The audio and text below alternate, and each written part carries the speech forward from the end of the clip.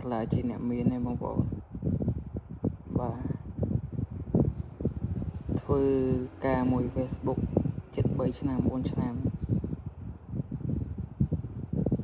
កាលមុនគួសម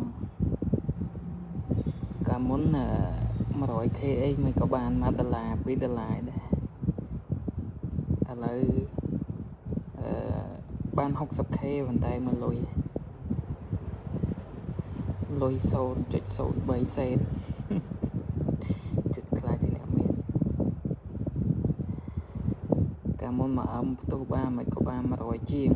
200ឯដែរឥឡូវមកអឹមបានតែ$3 $4ទេ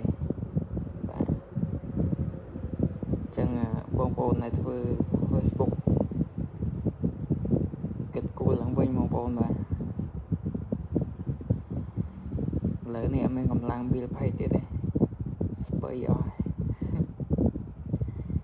សល់ page រកលុយបានគ្រាប់បែកឡើង